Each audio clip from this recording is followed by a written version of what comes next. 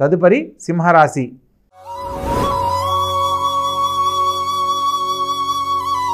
ఈ యొక్క సింహరాశి జాతకులను కనుక పరిశీలించినట్లయితే లగ్నాధిపతి అయిన రవి సప్తమంలో సంచరిస్తూ ఉన్నాడు. వ్యయాధిపతి అయిన చంద్రుడు లగ్నంలో సంచరిస్తూ ఉన్నాడు. దీన్ని సునఫాయోగం అంటారు. ఈ వారం అనుకున్న పనులు ఎవరో ఒకరి సహాయం ద్వారా సకాలంలో పూర్తవుతాయి. ధనస్థానంలో కేతుగ్రహ సంచారం జరుగుతున్న క్రమంలో ముఖ్యమైన విషయాలలో కొన్ని సందర్భాలలో మాట్లాడలేని పరిస్థితులు ఏర్పడతాయి. చతుర్థ స్థానంలో వారం చివరిలో చంద్రుడు మారుతున్న కారణంగా విద్యార్థి దశలో ఉన్నవాళ్ళు మంచి ర్యాంకులు మార్కులు సాధించడానికి ఇది అత్యుత్తమమైన సమయంగా భావించాలి. విద్యార్థులు శ్రద్ధ తగ్గకుండా చదువుకోవాలి.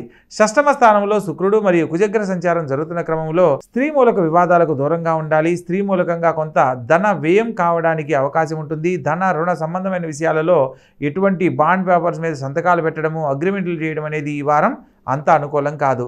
సప్తమ స్థానంలో రవి బుధులు మరియు శని సంచారం జరుగుతున్న క్రమంలో జీవిత భాగస్వామితో ఎటువంటి వాగ్వివాదాలకు వెళ్ళకూడదన్న సత్యాన్ని తెలుసుకొని నడుచుకోవాలి. ప్రత్యేకించి తండ్రి గారితో, తండ్రి సంబంధికులతో గొడవలకు వెళ్ళకూడదు. ఏ విషయంలో కూడా పెద్దవాళ్లను ధిక్కరించి మాట్లాడే పరిస్థితుల్లో ఉండకూడదు.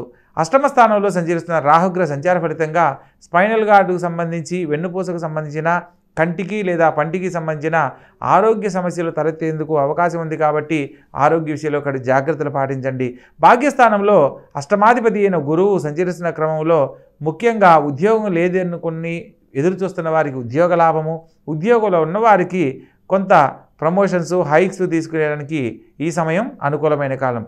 కాబట్టి మొత్తం మీద ఈ రాశి వారికి అష్టమ స్థానంలో సంచరిస్తున్న రాహువు, అదేవిధంగా ద్వితీయ స్థానంలో సంచరిస్తున్న కేతుగ్రహ సంచార ఫలితంగా ప్రత్యేకంగా రాహుకేతులకి సంకేతంగా కాలభైరవ స్వామిని కానీ ప్రతిరోజు కాలభైరవాష్టకాన్ని పఠించడం విశేషమైన ఆరోగ్యాన్ని, కుటుంబంలో కలతలు లేని జీవితాన్ని పొందడానికి కారణమవుతుంది. కాబట్టి తప్పనిసరిగా ఆచరించండి, ఆరాధించండి, ఆనందకరమైన జీవితాన్ని పొందండి.